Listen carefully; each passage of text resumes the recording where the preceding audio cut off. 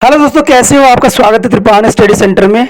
आज जो हम करने जा रहे हैं +2 एनआईएस बोर्ड का चैप्टर 32 विराटा की पद्मिनी। ये बहुत ही इंपॉर्टेंट जो है उपन्यास है।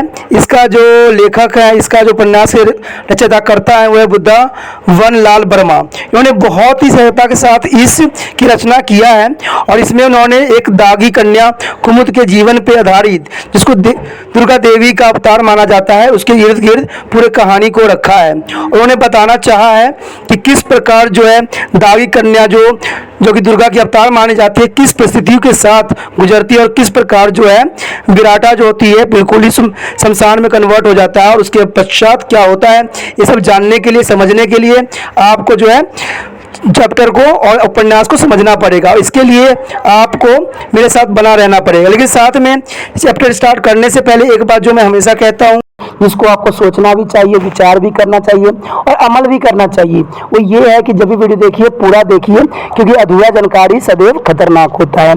साथ में एक इम्पोर्टेंट बात ये भी रहती है कि अगर आप पहली बार वीडियो देख रहे हो तो लाइक शेयर सब्सक्राइब जरूर कीजिए। देखिए दोस्तों, लाइक कीजिएगा तो इससे ये होता है कि बनाने वाले का जो मनोबल होता है वो बढ़ता है और आपके लिए अच्छा से अच्छा करने की सदैव कोशिश करता है। तो लाइक जरूर कीजिए और लाइक करके मुझे प्रोत्साहित कीजिए, जिससे मैं आपके लिए अच्छा से अच्छा और भी बेस्ट बना सकूं। और शेयर करना तो कहते हैं जग कल्याण के समान है। अगर आप दूसरे जरूरतमंद बच्चे हैं उनको अगर शेयर करते हैं और उन तक ये वीडियो पहुंचाते हो, तो इससे ये होता है कि अगर उनकी आवश्यकता थी और वो उसी वीडियो की प्रतीक्षा में थे और आपके थ्रू वो मिल गया है, तो वो आपके शुक्रिया अदा करेंगे और आपको धन्यवाद देंगे और आपको जो है अच्छा भी कहेंगे। ठीक है।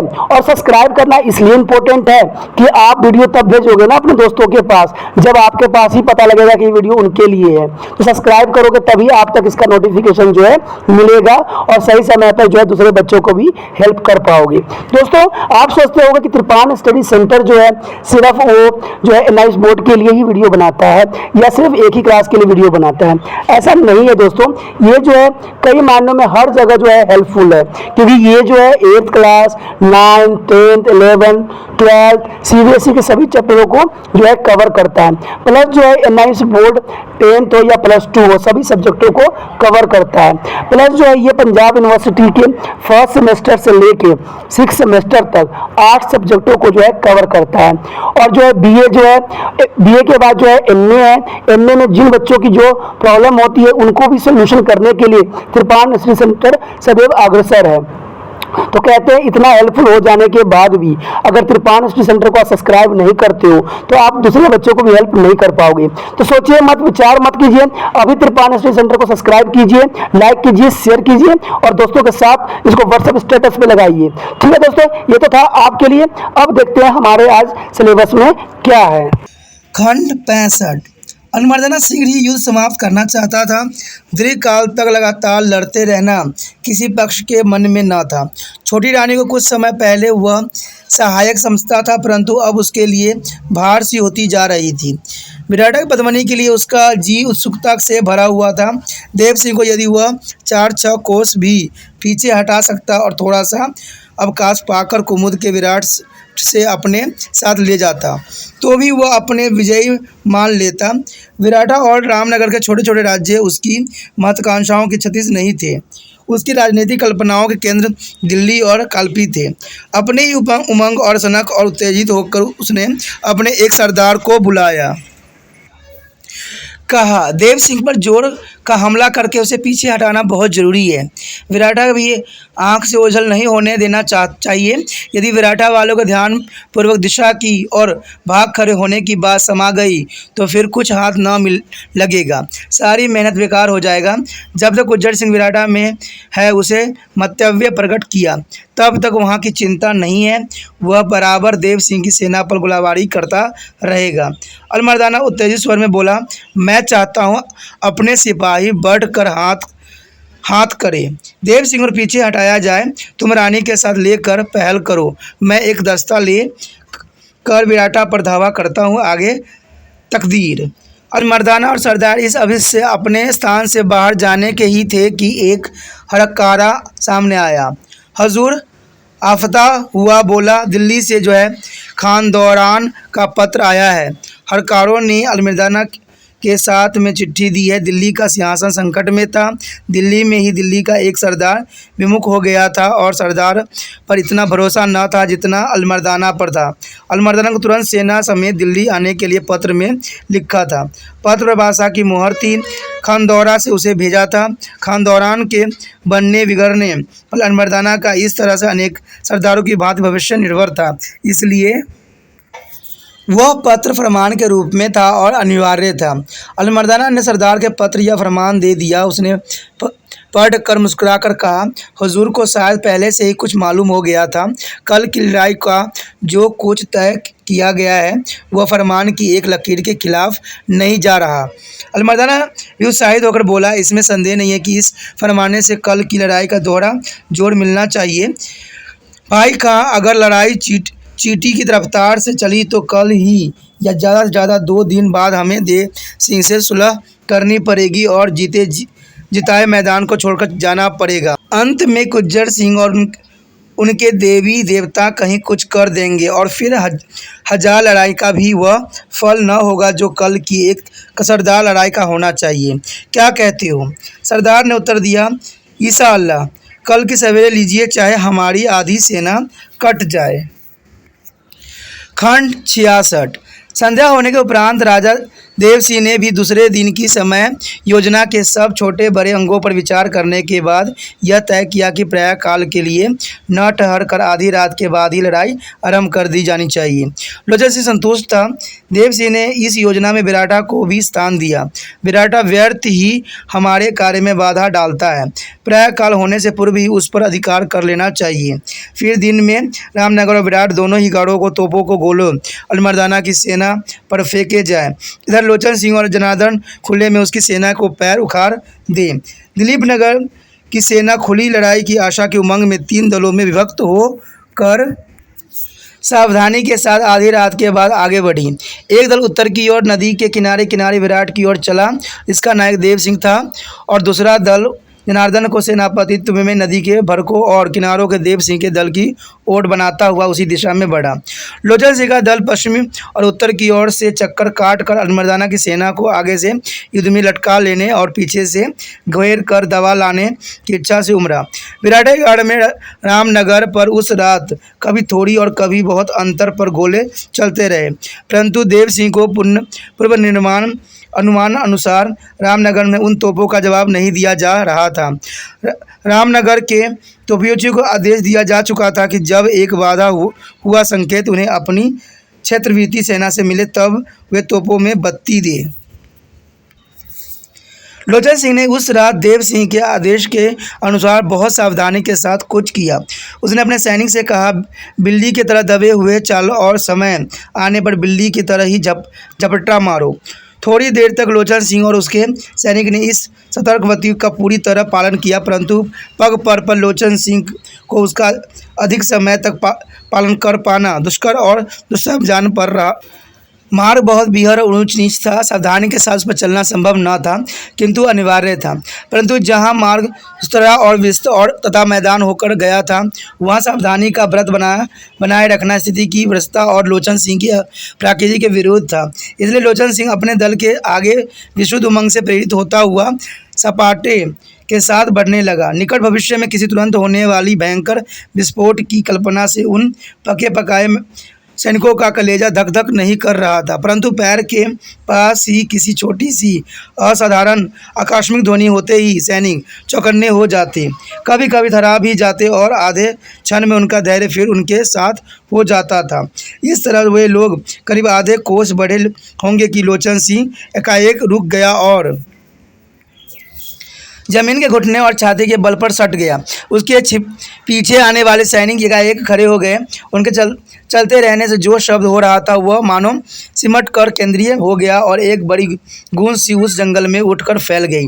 आकाश में चंद्रमा न था। बड़े बड़े और छोटे छोटे तारे प्रवाह में डूबते उतरते से मालूम पड़ रहे थे। छोटे तारे चिमटिमा रहे थे। तरीकियाँ अपनी रेखामयी आभा आकाश पर खींच रही थी। पंछी भरभरा कर वृक्षों से उड़ जाते थे।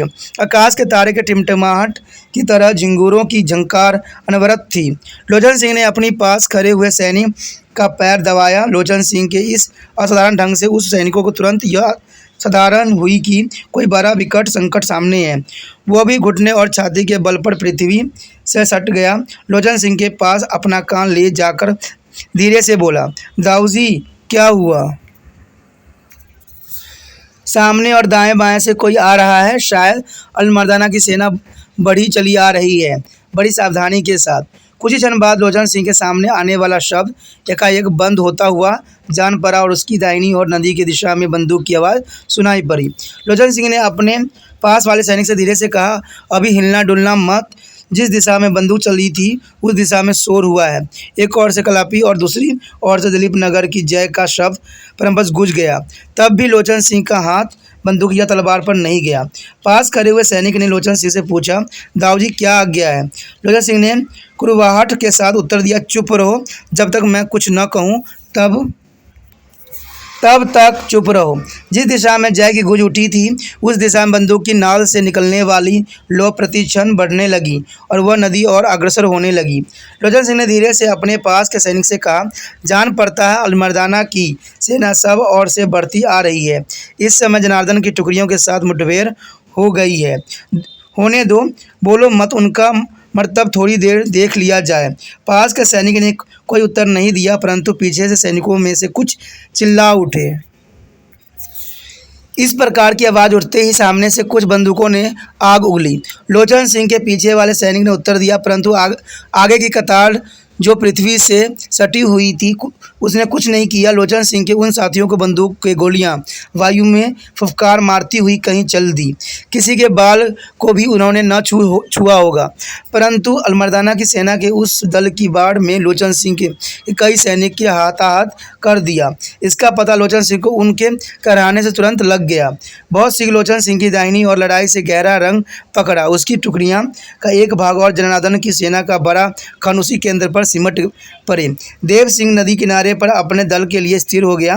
लोचन सिंह के निकटवर्ती सैनिक सोचने लगे कि वह कहीं मारा तो नहीं गया, नहीं तो ऐसा कृत्यव्यूह क्यों हो गया। अलमर्दाना की सेना के उस भाग ने जो लोचन सिंह के सामने था सोचा कि इस और क्षेत्र रीता है। वह बढ़ा। जब वह लोचन सिंह के बहुत पास आ गया तब तारों के प्रकाश में लोचन सिंह को एक बढ़ता हुआ झुरमुट सा जान पड़ा। लोचन सिंह ने कर कहा, दागो। पृथ्वी सटे हुए उसके सैनिक ने बंदूक की बाढ़ एक साथ दागी। पीछे के सैनिकों ने भी गोली चलाई। इस बाढ़ में कलापी की सेना का वह भाग बिछ सा गया। थोड़ी देर में बंदूक के फिर भर कर लोचन सिंह अपने उस दल को लेकर बढ़ा। कलापी की सेना के योद्धा भी इस मुठभेड़ के लिए सन्नद्ध थे। एक क्षण में ही बंदूकों ने आग और लोहा उगला। फिर धीरे धीरे बंदूक की ध्वनि कम और तलवार की झंझनाहट अधिक बढ़ने लगी। लोचन सिंह पल पल पर अपने दल के साथ एक भाग के साथ आगे बढ़ रहा था, परंतु वह नदी के बराबर दूर होता जा रहा था। उसके दल का दूसरा भाग नदी की ओर कटकर आगे पीछे होता जा रहा था। उसी ओर से जनार्दन का दल खूब घमासान करने में लग पड़ा था। कलापी की सेना का भी अधिकांश भाग इसी ओर से पिल पड़ा। कुछ घड़ी पीछे अलमर्दाना के सरदार को मालूम हुआ कि दिलीप नगर की एक सेना का भाग उसके पीछे घूमकर युद्ध करता हुआ बढ़ रहा है। वह धीरे धीरे पीछे हटने लगा, परंतु लोचन सिंह को बढ़ते हुए दबाव का विरोध करने के लिए उसे रुका जाना पड़ा। युद्ध कभी थम कर और कभी बढ़ घट कर होने लगी। अंधेरे में मित्र शत्रु की पहचान लगभग असंभव हो गई। सैनिक केवल एक धुन में मस्त थे, जब तक बाँ में बल है अपने पास वाले के तलवार को घाट उतारो। खंड 67।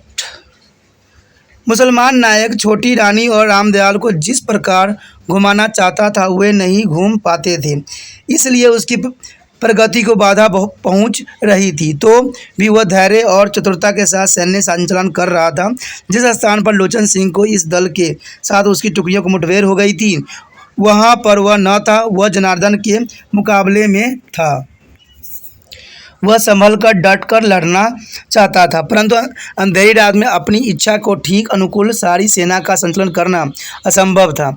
इधर उधर सारी सेना गुट गई, कोई नियम या संयम नहीं रहा। रामनगरी विराटा पर तोप नहीं चल रही थी। विराटा से इसी कारण उत्तरेतर तोपों की बाढ़ बढ़ने लगी। कोई निशान चुकता था और कोई लगता था। रामनगर की अस्त व्यस्त दीवारें और दृढ़ धीरे धीरे भरभरा कर टूट रहे थे। गार्डवर्ती सैनिकों की चिंता पल पल बढ़ती जा रही थी, परंतु देव सिंह का बंधा हुआ संकेत अभी तक नहीं मिला था। देव सिंह ठीक नदी किनारे था। दोनों किनारों के भीतर तोपों और बंदूकों की आवाज़ दुगनी चौगनी होकर गर्जन कर रही थी। घायलों का चिक्कार धूम धड़ाके से मथे हुए सन्नाटे के बीच बीच में चीर चीर कर देता था। बेताब अपने अशुन करब के साथ बहती चली जा रही थी। तारों का न त्यो बेताब अपने अनशुन जलराशि पर अनवरत रूप से होता जा रहा था। देव सिंह ने अपने पास खड़े हुए एक सरदार से कहा, यदि गुज्जर सिंह थोड़े समय के लिए भी अपनी मूर्खता के साथ संधि कर ले तो आज का युद्ध अलमर्दाना के लिए अंतिम हो जाए। एक क्षण बाद बोला, आज रात शायद रामनगर का तोप चलाने का अवसर ही न आवे। सरदार को कोई मंतव्य प्रकट नहीं किया, परंतु प्रश्न सूचक दृष्टि से उसकी ओर देखा, इसलिए कि देव सिंह ने उत्तर दिया, रामनगर के तोप चलाते ही विराटा का नदी कुल भी बिल्कुल सतर्क हो जाएगा और हम लोग आसानी से विराटा को गार्ड में प्रवेश न कर पाएंगे। इसके बाद देव सिंह अपने दल को लेकर बहुत धीरे धीरे सावधानी से के साथ विराटा की ओर बढ़ा। खंड 68। रात को इस उथल पुथल के विराटा को और भी सचेत कर दिया। विराटा थोड़ी देर से सैनिक थे। असाधारण बने रहने में ही उसकी रक्षा थी। उस रात के भयानक हल्ले असाधारण आक्रमण ने विराटा के प्रत्येक शस्त्रधारी को किसी अनहोनी के लिए बिल्कुल तैयार कर दिया। उस रात जब तक देव सिंह की और मर्दाना के दलों से टक्कर नहीं हुई थी, तब तक गुज्जर सिंह की तोप केवल इस बात का प्रमाण देती रही कि उनके तोपची सोए नहीं हैं, परंतु जब बंदूक की वार उन्हें दोनों दलों की भभकी, तब किसी संकट को तुरंत सिर पर आ पड़ने की आशंका ने गुज्जर सिंह को बहुत सक्रिय कर दिया। आक्रमण होने के कुछ घड़ी पीछे ही अलमर्दाना अपने दल के साथ विराटा के नीचे नदी के किनारे आ गया। उसके बिल्कुल पास ही देव सिंह का दल भी आकर ठिठक गया था, परंतु दोनों इतनी सावधानी से चले थे कि एक दूसरे की गति को नहीं समझ पाए थे। तो भी विराटा के सतर्क योद्धा की दृष्टि से उन दोनों की गतिविधि न बच पाई। उसने तुरंत अपने गार्ड में इसकी सूचना दी। अभी तक देव सिंह और अलमर्दाना की सेना एक दूसरे के सम्मुख मोर्चा लिए हुए डट रही थी, इसलिए भी विराटा के थोड़ी से मनुष्य की कुशल क्षेम बनी रही, परंतु उस प्रहरी के मालूम हो गया कि उसमें से एक का कदाचित दोनों का लक्ष्य विराटा है। यही समाचार तुरंत विराटा के भीतर पहुंचाया गया। प्रहरी से समाचार पाते ही सफदर सिंह और उनकी सेना विश्राम और थकावट से उचट कर सजग हो गई और एक मरकों के ठोर पर इकट्ठी हो गई। सफदर सिंह थोड़ी ही सो पाया था, धसी हुई आंखों को पोंछता पोंछता आ गया। गुज्जर सिंह भी अपने तोपियों को कुछ सलाह देकर उसी समय आया। एक बड़े पीपल के पेड़ के नीचे सब इकट्ठे हो गए। गुज्जर सिंह ने कहा, आज हम लोग की विजय रात्रि है, कदाचित अंतिम भी। सफदर सिंह बोला, रामनगर की गार्ड मेरी तोपियों से ध्वस्त कर दी है। अलमर्दाना और देव सिंह की सेनाएं सवेरा होते होते आपस में लड़ कट कर समाप्त हुई जाती है, तब कल विजय अवश्य भावी है। सफदर सिंह ने क्षीण मुस्कुराहट के साथ उत्तर दिया, हमें जो समाचार अभी मिला है वह किसी दूसरे भविष्य की सूचना देता है। अलमर्दाना की सेना का एक बड़ा भाग किनारे पर आ पहुंचा है। दूसरी ओर से देव सिंह का एक दल भी निकट आ गया है। रामनगर पर गोले चलाने में कोई बुद्धिमानी नहीं जान पड़ती है। गुज्जर सिंह ने कहा, तब किस बात में बुद्धिमानी है? मरने में। चिंता के साथ सफदर सिंह बोला, मरने में देव सिंह से कोई सहायता प्राप्त न हो सकती। उस ओर से हम बिल्कुल निराशा हो चुके हैं। एक एक पल हमारे बहुमूल्य है। मालूम नहीं कब अलमर्दाना की सेना यहाँ घुस पड़े और हमारी मर्यादा पर आ बने। सफदर सिंह ने धीरे परंतु दृढ़ के साथ कहा, हम लोगों को संधि के जो इस धर्म समस्त पर सब उपाय कर छोड़े। अलमर्दाना हमारी मर्यादा चाहता है, वह हम उसे नहीं देंगे।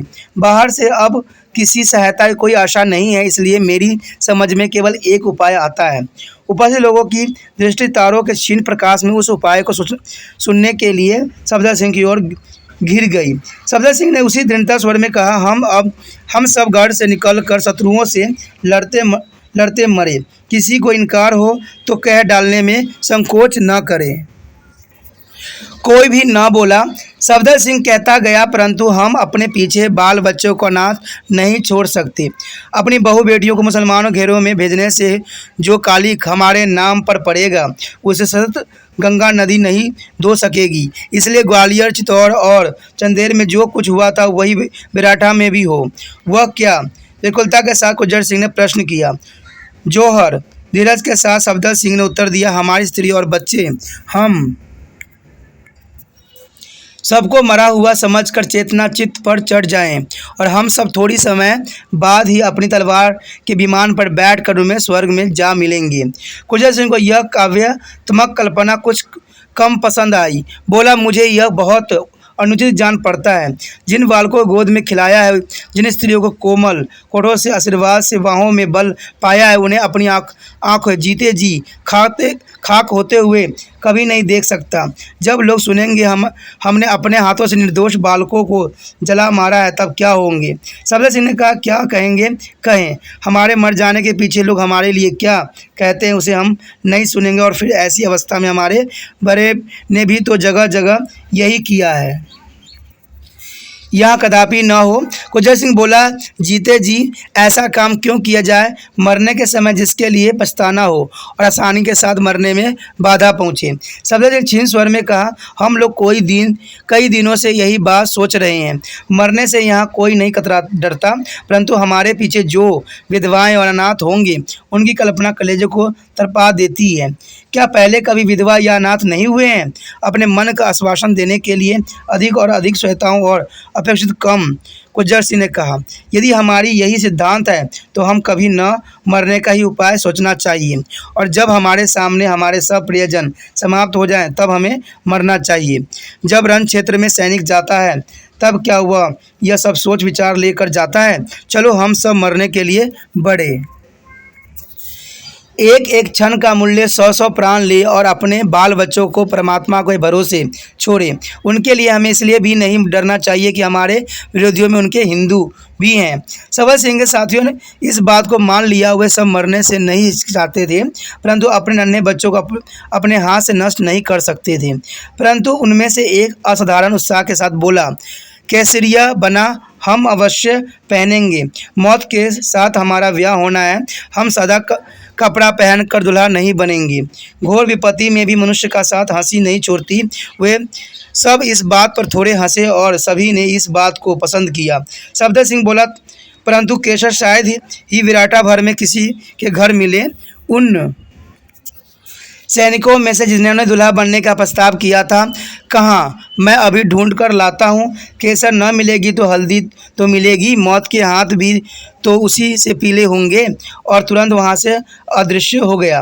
और सफदर सिंह ने गुज्जर सिंह कहा, अब अपनी तोप से और अधिक आग उगलाओ। गुज्जर सिंह बोला, परंतु जान पड़ता है अंधेरी रात के युद्ध में दोनों दल गुथ गए होंगे।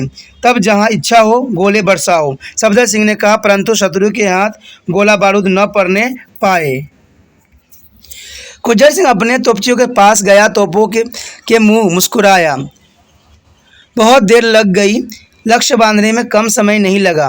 जब इस लक्ष्य पर गोलाबारी आरंभ करा दी तब सफदर सिंह के पास लौटा। इस बीच में सफदर सिंह के उन सब सैनिकों ने अपने फटे कपड़े जल्दी से रंग लिए थे। थोड़ी सी केसर भी एक जगह मिल गई थी। सफदर सिंह ने उसका टीका सबके बाल पर लगाया। गुज्जर सिंह ने भी अपने वस्त्र हल्दी से रंगे। सफदर सिंह ने केसर का टीका उसके बाल पर लगाते हुए कहा, आज दागियों की लाज ईश्वर के तुम्हारी तोपों के हाथ है। राजा गुज्जर सिंह ने कहा, निराश नहीं होना चाहिए। शायद ईश्वर कोई ऐसा ढंग निकाल दे कि बात रह जाए और सब बच जाए। और कुछ कहने की जरूरत नहीं रहे या न रहे। एक अंधेरे सैनिक बोला, हम लोग केसरिया बना पहन चुके हैं। यह बिना ब्याह के नहीं उतारा जा सकता। सगाई पक्की करके अब विवाह से भागना कैसा? बचने बचाने सब विचार त्याग से हटाओ। यदि यही बात मन में थी तो भाल पर केसर का तिलक किस विराते पर लगाया? अब रह के सिवा हम उसे कौन पूछ सकता है? और इसे इतने दिनों धीरे धीरे बहुत लड़े। अब जी खोल कर हाथ करो और स्वर्ग में विश्राम लेंगे। सच मानिए देह भार सी जान पड़ने लगी है। सफदर सिंह चिल्लाकर बोला। मुड़ पर हाथ रखकर राम दुहाई करो कि सब के सब मरने का प्रयत्न करेंगे। सबने तलवार की मुठों पर हाथ रखकर जोर से कहा, राम दहाई ये शब्द कई बार और देर तक दोहराया गया। उत्तरे से उस ध्वनि में प्रसन्नता आती गई। वे लोग इधर उधर घूम कर दुहाई देने लगे। उन लोगों ने बढ़ते हुए शोर को अलीमर्दाना ने भी सुना। उसने सोचा, खेल बिगड़ गया, अब चुपचाप काम नहीं बन सकता। यही विचार उसके सरदारों और सैनिकों के भीतर उठा। किसी एक ही भाव से प्रेरित होकर वे लोग थोड़े से और कुछ पल उपरांत ही बहुत से गला खोलकर बोले, अल्लाह अकबर। राम दुहाई पुकार इस प्रखर और प्रबल स्वर की गूंज में पतली और फीकी सी पर गई। एक बार विराटा के सिपाहियों का कलेजा धसक सा गया, परंतु अल्लाह अकबर की प्रबल गूंज के ऊपर गुज्जर सिंह तोप की प्रबलता दाएं दाएं हो रही थी। इसलिए सफदर सिंह के सैनिक के हृदय में मारने की धुन ने पुण्य साहस का संचार कर दिया। उन्हें आशा हो चली कि लड़ाई की लंबी घसीटी हुई थकावट से रास्ता पाने में विलम्ब नहीं है। देव सिंह ने भी राम दुहाई और अल्लाह अकबर के जयकारे सुने और उसे भी अपनी योजना को बदलना पड़ा। उसने सोचा, अलीमर्दाना विराटा पर आक्रमण करना ही चाहता है। अब किसी उपयुक्त अवसर की बाट दुहाई बिल्कुल व्यर्थ है। विराटा पर जिसका अधिकार पहले होगा वही इस युद्ध के जीतने की आशा करे। इन मूर्खों की तोप बिना किसी फेद के गोला बरसा रही है। यदि शीघ्र हमारे हाथ में आ गई तो हम रामनगर और विराटा दोनों स्थानों से अलीमर्दाना की सेना को कुचल सकेंगे। वह अपनी सेना लेकर जरा और आगे बढ़ा। सवेरा होने में 2-3 घंटे की देर थी। वह थोड़ा सा और ठहरा चाहता था, कम से कम उस समय तक जब तक अपने दल को खुलकर लड़ने योग्य परिस्थिति में प्रस्तुत न देख ली। खंड 69। प्रातः नक्षत्र छतरी के ऊपर उठ आया, दमक रहा था और मुस्कुरा सा रहा था। वनराज और नीचे की पर्वत श्रेणी पर उसका मधुल प्रकाश झर सा रहा था। देव सिंह ने देखा प्रातःकाल होने में अब विलम्ब नहीं है। उसने रामनगर की ओर वह बंधा हुआ संकेत किया जिसे पाकर उस गढ़ की तोपों का विराटा पर गोले बरसाने थे। उस संकेत के पाने के आधी घड़ी बाद विराटा पर गोले आने लगे। तब देव सिंह ने सोचा, यह अच्छा नहीं किया। यदि हमारी तोपों ने इस पागल दागियों को पीस डाला तो अलीमर्दाना का विरोध करने के लिए केवल हम हैं। अब किसी तरह यहाँ से अलीमर्दाना को हटाना चाहिए। दिन निकलने के पहले यदि हम विराटा पहुँच गए तो कदाचित हमारी ही तोपों से हमारा ही चकनाचूर हो जाए। इसलिए सूर्य उदय तक केवल अलीमर्दाना को खदेड़ने का उपाय करना ही ठीक जान पड़ता है। देव सिंह ने अपने दल को आक्रमण करने का आदेश दिया। अल्लाह अकबर के साथ दलीप नगर की जय, महाराज देव सिंह की जय की पुकार सम्मिलित हो गई। अलीमर्दाना को अनजानी दिशा को आकस्मिक आक्रमण के धक्कों को झेलने में विचलित हो जाना पड़ा, परंतु उसके सैनिक दलीप नगर के सैनिकों की तरह ही युद्ध के लिए तैयार खड़े थे। मुठभेड़ में प्रथम धक्के से पहले जरा पीछे हटकर फिर आगे बढ़े। आज अलीमर्दाना बेतरह सचेत था। देव सिंह भी कोई कसर नहीं छोड़ रहा था। दोनों ओर से सैनिक भी हाथ और हथियार दोनों पर प्राण की होड़ लगा रखे थे। बराबरी का युद्ध हो रहा था। दोनों सतत तेजस्वी के साथ लड़ रहे थे। ऐसा भासित होता था कि उस युद्ध का भाग्य निर्णय एक बाल से टंगा हुआ है। प्रातः काल का प्रकाश होने का देव सिंह ने जमकर लड़ना ही ज़्यादा अच्छा समझा। तितर बितर होने में सारी योजना भ्रष्ट हो जाने का भय था।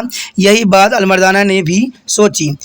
उत्कृष्टता के साथ देव सिंह ने जनार्दन शर्मा और लोचन सिंह के दलों को आंख से टटोला। जनार्दन की टुकड़ी तितर बितर हो गई थी। कलापी के दल का एक भाग रामनगर की तलहटी में पहुंच गया था। दूसरा देव सिंह की बगल में ही जनार्दना के एक भाग से उलझा हुआ था और जनार्दना दोनों ही सैनिकों के साथ कलापी की दूसरी टुकड़ी से घिरा हुआ था। लोचन सिंह का एक दस्ता कलापी के एक टुकड़े के अलीमर्दाना की छवनी के पीछे निकाल चुका था। लोचन सिंह कलापी वाले दस्ते पर एक और अलीमर्दाना के तैयार योद्धाओं पर दूसरी ओर से प्रहार कर रहा था। लोचन सिंह को अपने निकट देखकर देव सिंह ने चिल्लाकर कहा, शाबाश चामुंडा राय, बढ़ चलो, आओ जाओ। लोचन सिंह की टुकड़ियों ने भी उत्तर दिया, आए अभी आए। जनार्दन देव सिंह की ओर भी पास था। देव सिंह ने चिल्लाकर कहा, जनार्दन घबराना नहीं, लोचन सिंह और हमारे बीच में शत्रु अभी दबोचा जाता है। देव सिंह इतने जोर से चिल्लाया था कि उसका गला भरा गया और उसे उठी खांसी ने उसके सिर को जरा नीचा कर दिया और तिरछा भी, इसलिए एक स्थान से आई हुई एक अचूक गोली उसके कान को लेती हुई चली गई, परंतु प्राण बच गए। चिंता के साथ मर्दाना ने देखा, भयानक उत्तेजना के साथ उसकी सेना ने जनार्दन को खंड कर वार करने शुरू किए। जनार्दन के लिए पीछे हटने का न स्थान था और न अवसर, इसलिए वह देव सिंह की ओर डालने लगा। देव सिंह को सैनिक की मार के कारण कलापी के सैनिक ने जनार्दन के स्थान दे दिया और वह अपने सैनिक सहित देव सिंह की टुकड़ियों के साथ आ मिला। महाराजा देव सिंह की जय, इस छोर में अतुल ध्वनि हुई है। महाराजा देव सिंह की जय। लोचन सिंह के दल प्रचंड शब्द गूंज उठे। रामनगर घाट से विराटा की गढ़ी पर निशाना बांध कर दाएं दाएं गोल बरसाने लगे और उसकी दीवारें एक एक करके टूटने लगी। एक गोला मंदिर पर गिरा, उसका एक भाग खंडित हुआ, दूसरा गिरा, दूसरा भाग खंडित हुआ, तीसरा गिरा। वह गुस्सा होकर रह गया। इसी धूल उड़ी की चारों ओर छा गई। पत्थर और ईंटों में इतने टुकड़े हुए टूटकर बेताब की धारा में गिरने की पानी छड़ हो गया। रामनगर के तोपों के मुंह बंद करने का कोई उपाय देव सिंह के हाथ में न था। पहले रामनगर फिर विराटा की ओर चिंतित दृष्टि से देव सिंह ने देखा। आंखों में आंसू आ गए। वे कान के जड़ से बहने वाले खून में ढलकर जा मिले। भरकर उसने कहा, मेरे हाथ से मंदिर टूटा है। हे भगवान, किसी तरह इस युद्ध को बंद करो, चाहे मेरे प्राण लेकर ही। परंतु न तो रामनगर की तोपों ने गोले बरसाने बंद किए और न ही देव सिंह के प्राण ही उस समय ले पाए। विराटा की टूटी हुई दीवारों से फटे चिट्टे पहने हुए सफदर सिंह के सैनिक दिखाई पड़ने लगे। उनके चिथौड़े पीले रंग हुए थे, सिर से फटे हुए साफों को चिड़े लहरा रहे थे, मानो विजय पताका हो। रामनगर के तोपों से वे नहीं डर रहे थे। उनकी तोप कभी अलमर्दाना और कभी जनार्दन की टुकड़ियों पर आग उगल रही थी, परंतु एक गोले के बाद दूसरे के चलने में बराबर अंतर बढ़ता चला जा रहा था। सूर्य उदय हुआ उसी सज धज के साथ जैसा असंख्य युगों से होता चला आया है। सूर्य किरणें में भी विराट के दुर्बल विनम्र सैनिक के पीले वस्त्र खंडों की ओर झांका और उसकी दमकती तलवारों की चमका दिया, मानो रश्मियों ने उन्हें धैर्य दिया हो। विराटा के सैनिक उन टूटी फूटी दीवारों के पीछे डटे हुए थे, बाहर निकल कर लड़ने को अब तक नहीं आए थे। देव सिंह ने इस पीत पटधारियों की चुप्पी का अर्थ समझ लिया। भरकर मन में कहा, इसका पाप भी मेरे सिर आना है। किस कुड़घड़ी में दलीप नगर का राज मुकुट मेरे माथे पर रखा गया था। एक ही क्षण पीछे देव सिंह ने दांत पीसकर निश्चय किया, इन्हें अवश्य बचाऊंगा, चाहे होड़ में दलीप नगर नहीं सारी पृथ्वी और स्वर्ग भी हार जाऊं। और चिल्लाकर बोला, बढ़ो बढ़ो, क्या खड़े होकर युद्ध कर रहे हो? आज ही माँ का ऋण चुकाना है, बढ़ो और मरो, इसलिए अच्छी मृत्यु कभी नहीं मिलेगी। सैनिक बढ़े और उन सबको आगे उछालता हुआ देव सिंह। खंड 70। परंतु अलमर्दाना वाले दस्तों ने इस भीषण आक्रमण को उसी तरह से रोक लिया जैसे ढाल तलवार का बार रोक लेती है। जिस ओर से लोचन सिंह आक्रमण कर रहा था, उस और कलपी की एक टुकड़ी ने भयंकर संग्राम आरंभ कर दिया, परंतु अब दो तरफ से घिर गई। अलमर्दाना देव सिंह को सैनिक को लड़ता बिगाड़ता, पांतियों की चीरता फाड़ता नदी के किनारे आ गया, जहां रात के आरंभ से ही विराटा के कुछ सैनिक पहरी का काम कर रहे थे। उन्हें थोड़े से क्षणों में समाप्त करके वह अपने कुछ सैनिक सहित नाव पर चढ़ गया। उसके एक दस्ते ने तिरावती गांव पर अधिकार कर लिया। विराटा गाड़ी की फूटी दीवारों में से बंदूकों की एक वाट चली। अलमर्दाना के कुछ सैनिक आहत हुए, उसके और सैनिक प्रचुर संख्या में पानी में कूद पड़े। वहाँ धार छोटी थी, वे लोग जल्दी ही ध्वज नदी के पीछे वाली पठारी पर आ गए। अलमर्दाना भी वही नाव द्वारा आ गया। देव सिंह प्रबल पराक्रम से ही अलमर्दाना को शेष सैनिक को पानी में कूद पड़ने से न रोक सका। उसके दल ने उन लोगों को थोड़ा सा पीछे हटाया, फिर देव सिंह भी अपने कुछ सैनिकों के साथ पानी में कूद पड़ा। अलमर्दाना और उसके सैनिक दौड़ते हुए ऊपर चढ़े। विराटा के पीत पटधारी अपनी टूटी दीवारों के बाहर निकल पड़े, तलवार से सिर और धड़ कटने लगे। अलीमर्दाना के सैनिक कवच और जिलम पहने हुए थे, तो भी दागियों की तलवार ने उन्हें चीर डाला। सफदर सिंह ने अलीमर्दाना को ललकारा, जब तक इस गाड़ में दागी का जया जीवित है तेरी साथ पूरी न हो पाएगी। ले।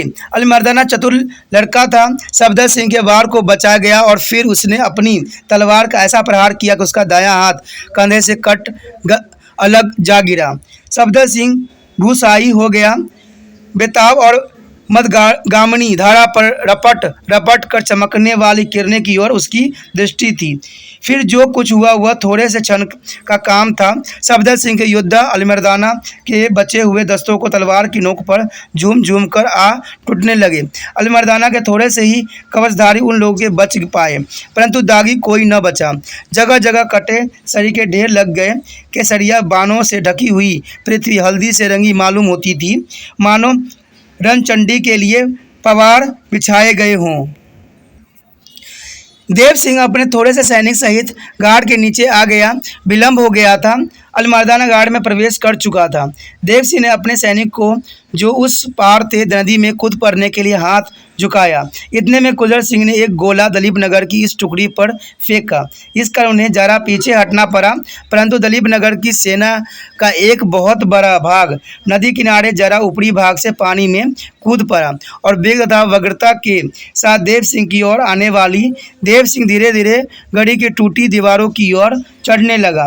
पीले कपड़े से ढकी हुई मत और अधर्मत देहों को देखकर उसका कलेजा धंसने लगा और पैर लड़खड़ाने लगे। वो गाड़ के भीतर न जा सका। धार तैर कर आने वाली अपने सैनिक को आने तक वहीं रख गया। पीले वस्त्र से ढके हुए लूहलुहान सबों की ओर फिर आंख गई। होठ दबकर मन में कहा, कुंजर सिंह की हिंसा ने इन्हें मुझसे न मिलने दिया। खंड 71। कुंजर सिंह की तोप का वह अंतिम गोला था। उसे दाग कर कुंजर सिंह अपनी तोपों को नमस्कार कर खो की ओर तेजी के साथ आया। खो के बाहर उसे वीणा विनम्ती स्वर में सुनाई पड़ा, मालिनी फुलाव जो नंद बन के बिना बिन फुलवा लगाई बड़ी रास, उड़ गए फुलवा रह गई बांस, मालिनी फुलवा जोए नंदन बन के। उठे चलो। कुंजर सिंह ने खो में घस कर कुमुद से कहा, मुसलमान घुस आए, हमारे सैनिक ने जोहर कर लिया है। कुमुद खड़ी हो गई, मुस्कुराई, परंतु आंखों में एक विलक्षण प्रसन्नता थी। बोली, सबने जोहर कर लिया है? सबने? अच्छा किया। चलो कहाँ चले? नदी के उस पार, गढ़ी के पूर्व की ओर से। अभी वहाँ कोई नहीं पहुँचा है, हम दोनों चलेंगे। हाँ, दोनों चलेंगे उस पार, परंतु अकेले अकेले। मैं समझा नहीं। कुंजर सिंह ने व्यग्रता के साथ कहा, मैं उस ओर से जाऊंगी जहां मार्ग में कोई न मिलेगा। कुमुद दृढ़ता के साथ बोली, आप उस ओर से जाए जहां जोहर हुआ है, हम लोग अंत में मिलेंगे। और उसने अपने आंचल के छोर से जंगली फूलों की गुथी हुई एक माला निकाली और कुंजर के गले में डाल दिया। उस माला में फूल अध खिले और सूखे थे। कुंजर सिंह ने कुमुद की छाती से लगा लिया। कुमुद तुरंत उससे अलग होकर बोली, यह मेरा अक्षय भंडार लेकर जाओ, अब मेरे पास और कुछ नहीं है। कुमुद के आंसू आ गए। उसने उन्हें निष्ठुरता के साथ पोंछ डाला। थोड़ी दूर पर लोग ही आहट सुनकर कुमुद ने आदेश के स्वर में कहा, जाओ, खड़े मत रहो, मुझे मार्ग मालूम है। फिर जाते जाते मुड़कर बोली, मेरा मार्ग निशक है, तुम अपनी असंदेह करो, मैं अभी आकर मिलती हूँ, तुम चलो। कुंजर सिंह ने कहा। कुमुद तेजी के साथ एक और चली गई और दूसरी ओर तेजी के साथ कुंजर सिंह। उन दोनों के चले जाने के थोड़ी देर बाद अलीमर्दाना अपने लहूलुहान सैनिक के साथ आ धमका। जब वहाँ कोई न मिला, उसने अपने सैनिक से कहा, यहीं कहीं इन चट्टानों में तलाश करो, मैं इधर देखता हूँ। कुछ लोग इधर से आने वाले को रोकने के लिए मुस्तैद रहना। अलीमर्दाना और उसके कुछ सैनिक इधर उधर ढूंढने खोजने लगे। जिस ओर कुंजर सिंह गया था उसी ओर अलीमर्दाना गया। एक ऊंची चट्टान पर खड़े होकर अलीमर्दाना धीरे से अपने निकटवर्ती एक सैनिक से कहा, वह देखो, धीरे धीरे से उस ढालू चट्टान की तरफ जा रही है, कमाल है, देखो। खंड 72। कुंजर सिंह के मार्ग में देव सिंह मिल गया। तुम कहाँ जा रहे हो? देव सिंह ने पूछा और जो बात वह कहना नहीं चाहता था वह उसके मुंह से निकल गई। तुमने जहर नहीं किया? गुज्जर सिंह ने भी अपने कपड़े पीले किए थे, परंतु वह सार्वजनिक बलिदान में अपनी तोपों की धुन के कारण शामिल न हो पाया था। देव सिंह की बात उसके कलेजे में कांटे की तरह चुभ गई। बोला, जौहर ही के लिए आया हूँ, आज जीवन भर की कसक मिटाऊंगा। तुमने मेरे स्वतः का अपहरण किया है, तुम्हें मारे बिना मुझे कभी चैन न मिलेगा। तुम्हारा सिर काटने से बढ़कर मेरे लिए कुछ भी नहीं है। और देव सिंह पर वार करने लगा। वार संभालते हुए देव सिंह ने कहा, स्वर्ग या नर्क जो तुम्हारे भाग्य में होगा वही अभी भेजता हूँ। लड़ाई के लिए स्थान उपयुक्त ना था, इसलिए संभवतः दोनों लड़ते लड़ते नदी की ढालू पठारी की ओर क्रमश चले गए। दलीप नगर की सेना ने अपनी राजा को इस विपत्ति में ग्रस्त देखा। अलीमर्दाना भी बहुत अधिक सैनिक लेकर बेराटा की गाड़ में नहीं गया था, इसलिए उसकी सेना भी अपने नायक की रक्षा के लिए उत्साहित हो उठी। दोनों दल नदी की ओर झुके और परस्पर लड़ते फिरते पानी में कूद पड़े। लोचन सिंह पीछे से दबाता हुआ आ पहुंचा। जनार्दन भी दौड़ पड़ा। इसी भीड़ में एक ही स्थान पर रामदयाल, लोचन सिंह और छोटी रानी आ भिड़े। रानी ने लोचन सिंह पर तलवार उठाई और कहा, ले बेईमान मूर्ख, लोचन सिंह के पैर को इस बार में थोड़ा सा घायल कर दिया। लोचन सिंह बोला, दलीप नगर की दुर्दशा के कारण को अभी मिटाता हूँ। और आधी की तरह तलवार घुमाकर लोचन सिंह ने छोटी रानी के मुख की यात्रा समाप्त कर दी। रामदयाल खिसका कहता गया, दाऊजी मैं लड़ाई में नहीं हूँ, मैं तो किसी को ढूंढ रहा हूँ जो जन्म भर किया है वही किया कर नीच। लोचन सिंह ने लात मार कर कहा और वह तुरंत अपनी सेना के आगे पानी में कूद पड़ा। रामदयाल एक चट्टान पर से भड़बड़ा कर पत्थरों से टकराता हुआ पानी में जा गिरा और फिर कभी न देखा गया। नदी की वह छोटी धारा उतरते हुए सिपाहियों से भर गई। कोई कूदते जा रहे थे तो कोई तैरते और कोई गाड़ के नीचे पहुंचते जा रहे थे। उधर खुली और विस्तृत जगह पर पाकर गुज्जर सिंह देव सिंह पर वार करने लगा। दलीप नगर कल के भी कुछ सैनिक लड़ते लड़ते इसी ओर आ रहे थे। ढालू चट्टान के धरावती छोर की ओर कुमुद सरकती जा रही थी और पीछे पीछे अलीमर्दाना। वह शीघ्र गति से और अलीमर्दाना हथियार को बोझ के मारे जरा धीरे धीरे। गुज्जर सिंह ने देव सिंह पर वार करते करते उस ओर देखा। हाँ, हिरक हो गया। हाँफते हाँफते बोला, प्रलय हुआ चाहती है, अभी एक क्षण की भी कसर नहीं। देव सिंह ने कहा और तलवार का भरपूर हाथ दिया। गुज्जर सिंह का सिर धड़ से काटकर अलग जा पड़ा। गले की माला छीन हो गई। सूखे हुए फूल पर रक्त का छिट्टा पड़ा। सूर्य किरणें में वह चमक उठी मानो अनेक रश्मियों की ज्योति उसमें समा गई हो। अलीमर्दाना और कुमुद के बीच अभी कई डंगों का अंतर था। देव सिंह उसी ओर लपका। कुमुद शांत गति से ढालू चट्टान के छोर पर पहुंच गई। अपने विशाल नेत्रों की पलकों को उसने ऊपर की ओर उठाया।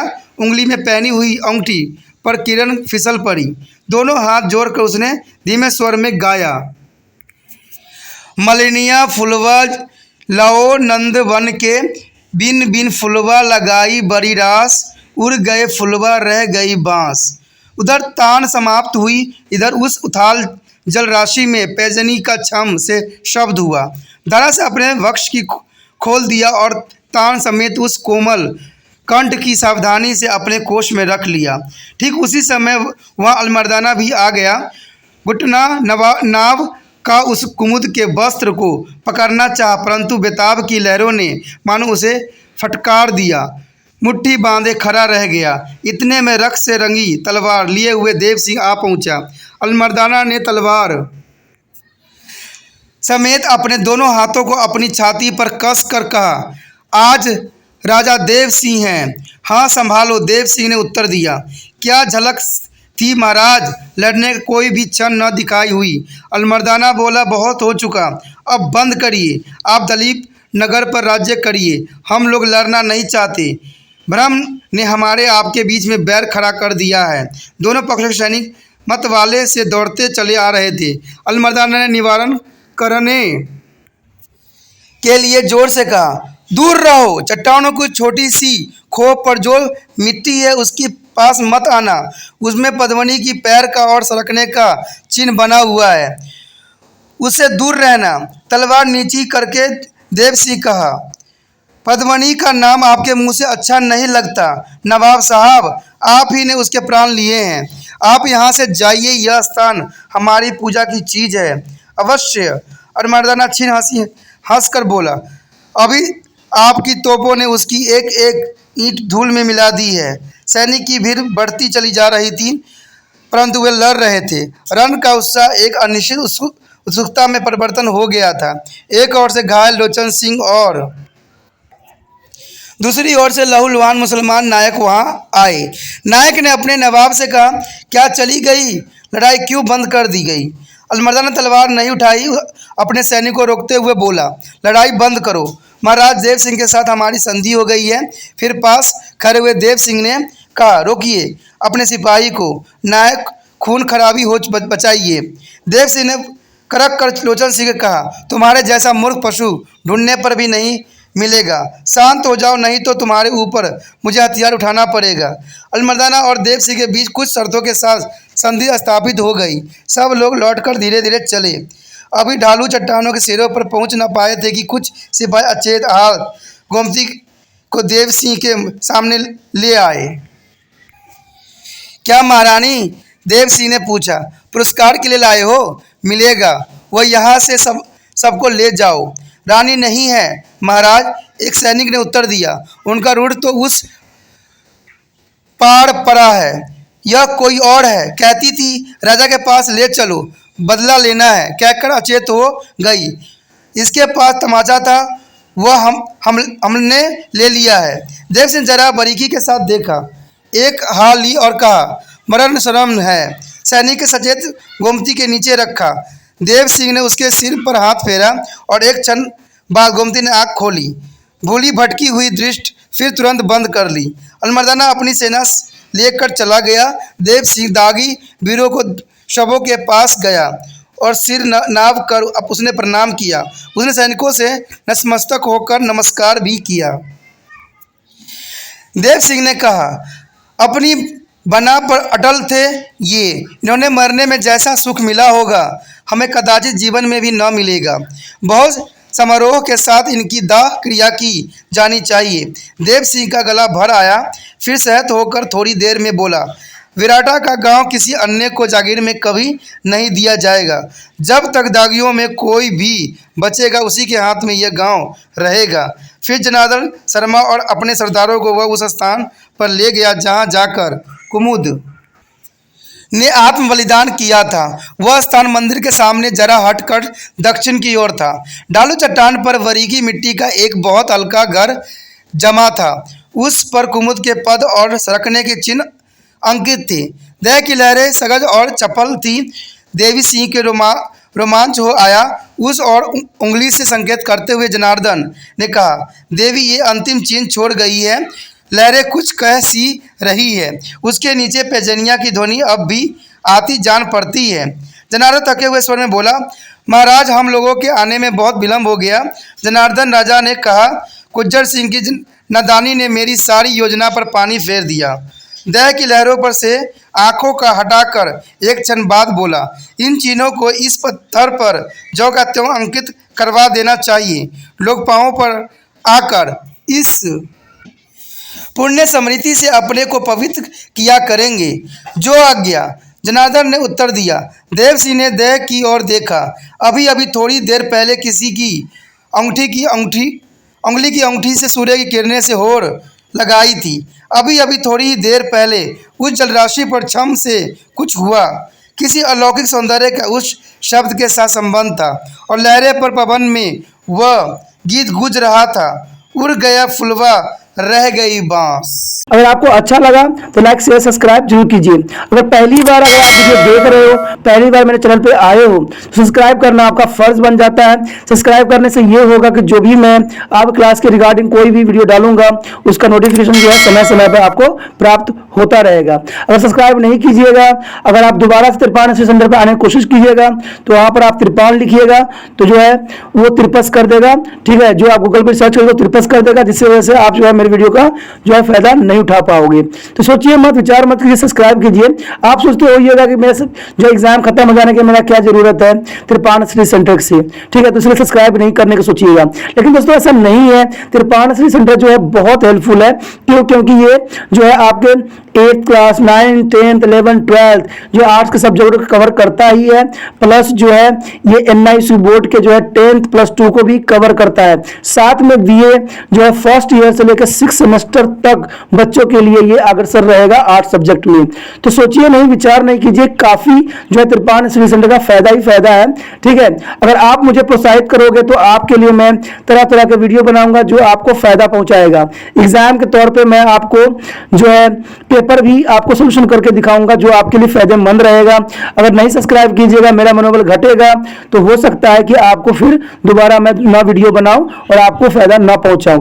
तो अभी भी नहीं सोचिए, मेरा जितना आप फैलाइएगा, जितने दूसरे बच्चों के साथ शेयर कीजिएगा, उतना जो है मैं आपके लिए कार्य करने में अग्रसर रहूंगा, ठीक है दोस्तों। इसलिए सोचिए मत, विचार मत कीजिए, अभी सब्सक्राइब कीजिए और अपने व्हाट्सएप स्टेटस पे लगाइए और दूसरे बच्चों के साथ भी शेयर कीजिए, ठीक है दोस्तों। अपना ध्यान रखना, बाय।